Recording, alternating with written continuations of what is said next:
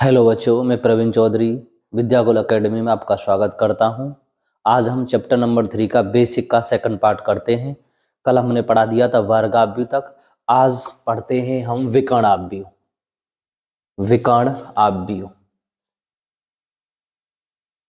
देखो, विकर्णाव्यू diagonal matrix एक वर्गाव्यू B बराबर बी आई जे एम गुणा एन विकर्ण कहलाता है। विकर्ण कहलाता है यदि विकर्ण के अतिरिक्त इसके अन्य सभी अवयव शून्य हों। शून्य होते हैं अर्थात एक आव्यूह विकर्णाव्यूह कहलाता है। इसका कहने का मतलब यह है, देखो, यदि विकर्ण के अतिरिक्त इसके अन्य सभी अवयव यानी इसके अन्य सभी अवयव जीरो हों।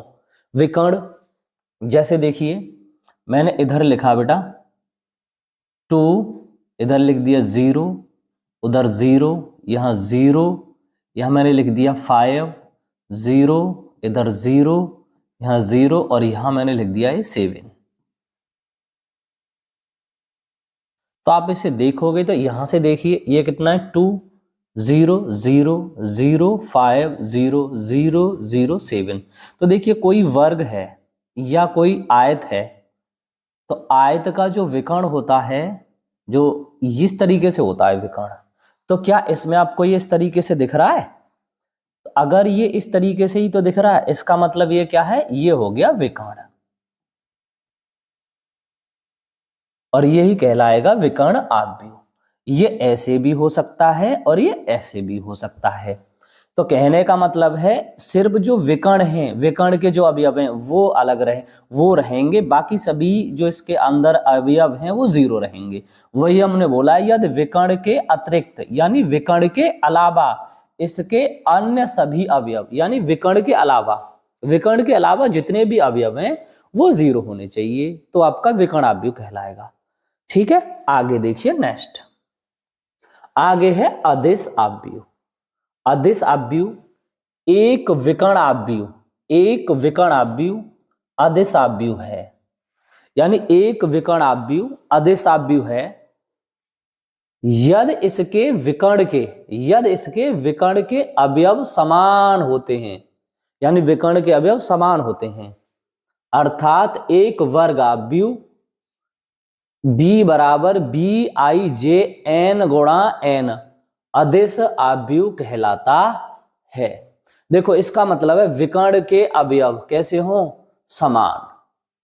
विकर्ण के अवयव अब समान होने चाहिए। अभी विकर्ण के अवयव अलग अलग थे, बाकी जीरो चीजें आ रही थी, कोई दिक्कत नहीं, पर वो कह रहा है विकर्ण के जो अवयव हैं वो समान होने चाहिए। तो देखो विकर्ण के अवयव, देखो अभी मैंने यहां पे लिखा 2, 0, 0, 0, 2, 0, 0, 0 और 2। इस तरीके से जो मैंने लिखा, तो देखो विकर्ण के जो अवयव हैं वो कैसे हैं, समान हैं। जब इस तरीके से विकर्ण के अवयव समान रहेंगे तो आपका सदिश आव्यूह कहलाएगा। अब जैसे देखो एक और एग्जांपल समझ सकते हो, मैंने इधर लिख दिया ये √2, इधर 0, इधर 0, इधर 0, इधर ये √3, इधर 0, 0, 0 और ये √3। तो देखो इधर √3 है, 0, 0, 0, √3, 0, 0, 0, √3। तो जो विकर्ण है वो अवयव कैसे हैं, समान हैं, पर बाकी अवयव कैसे हैं, जीरो। उससे हमें कोई मतलब नहीं, जीरो, पर हमें ये अवयव कैसे होने चाहिए, समान होने चाहिए। वो कहलाएगा आपका सदिश आव्यूह। आगे देखिए तत्समक आव्यूह। तत्समक आव्यूह, तत्समक आव्यूह को समझते हैं। ये कह रहा है एक वर्ग आव्यूह जिसके विकर्ण के सभी अवयव एक होते हैं। यानी जो इसके विकर्ण के जो अवयव है वो सभी एक होते हैं, शेष अन्य सभी अवयव शून्य होते हैं और बाकी जितने भी अवयव हैं वो शून्य रहेंगे, सिर्फ विकर्ण के अवयव एक होते हैं। तो विकर्ण के अवयव एक होते हैं, जैसे एग्जांपल में समझिए, विकर्ण के जो अवयव हैं वो एक होते हैं।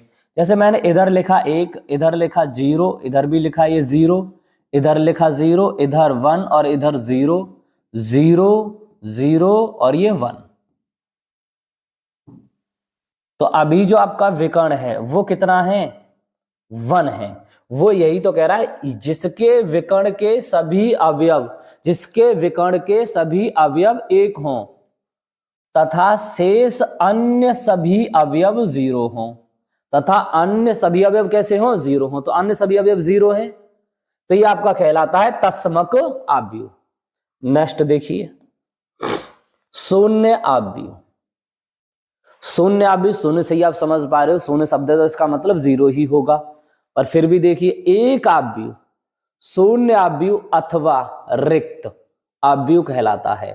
कब कहलाता है, यदि इसके सभी अवयव शून्य हों, यानी जिसके सभी अवयव कैसे होंगे, शून्य होंगे। जब इसके सभी अवयव शून्य होंगे तो एक कैसा आव्यूह कहलाएगा, शून्य आव्यूह।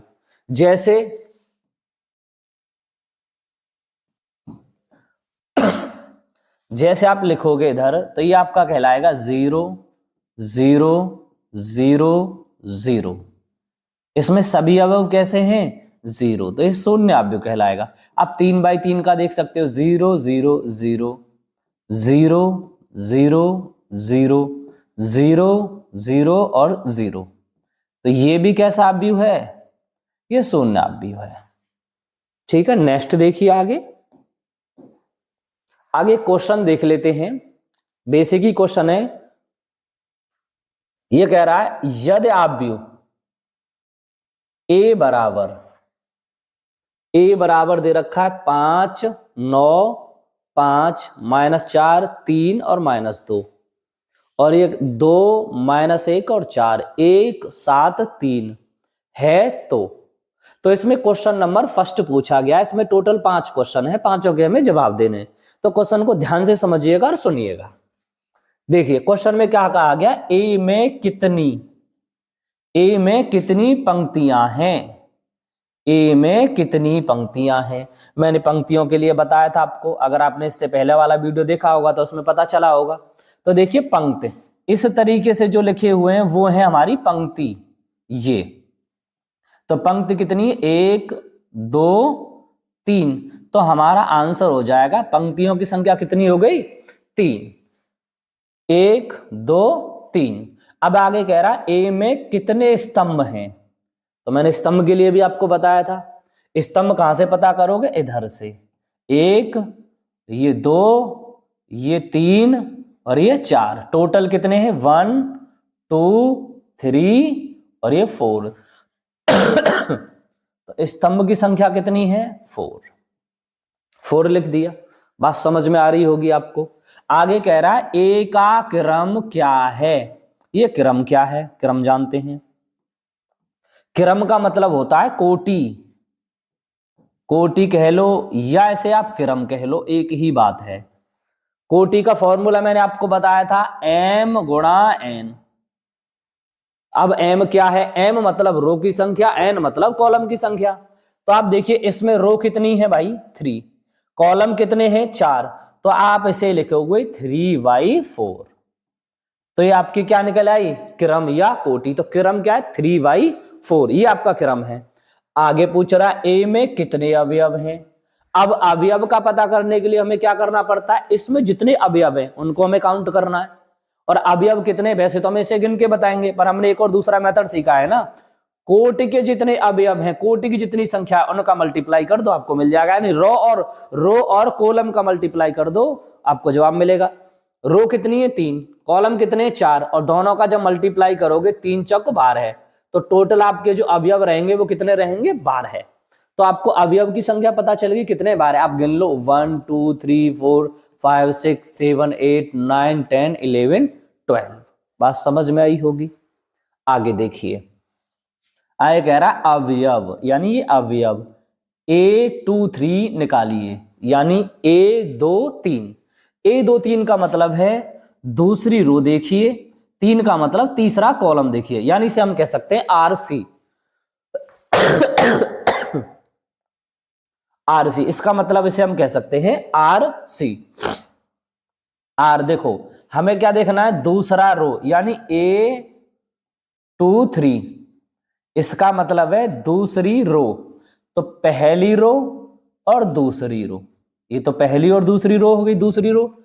और क्या कह रहा है वो, तीसरा कॉलम, पहला दूसरा तीसरा और तीसरा कॉलम। तो आपका जवाब क्या हुआ, -1।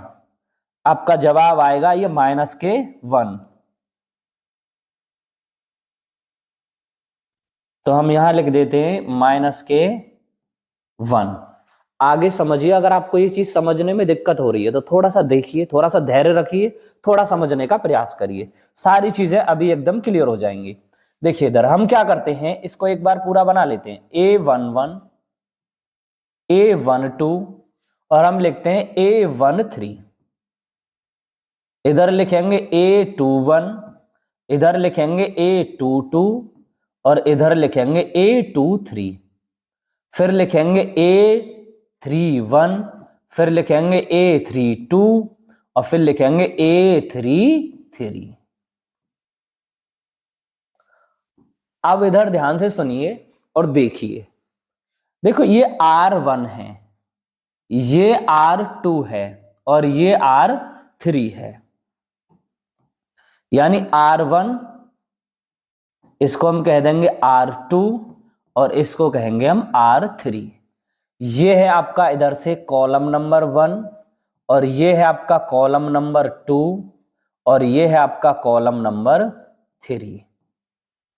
देखो पहली रो पहला कॉलम, A11 का मतलब है पहली रो और पहला कॉलम, A12 का मतलब है पहली रो और दूसरा कॉलम, और A13 का मतलब है पहला रो और तीसरा कॉलम। ये आपको दिख रहा होगा इधर से तीसरा कॉलम, रो तो आपकी पहली है ना, देखो इधर कॉलम पहला, ये दूसरा कॉलम और ये तीसरा कॉलम। अभी देखिए ये कितना है, R2 मतलब दूसरी रो, और दूसरी रो मतलब पहला कॉलम, 2 और 1, दूसरी रो है ये, और इधर से कौन सा दूसरा कॉलम, तो A22। इधर से देखिए दूसरी रो तो दूसरी चलेगी, और कॉलम कौन सा है, तीसरा, 2 3। इधर से देखिए ये कौन सी रो है आपकी, तीसरी रो पे पहुंचे।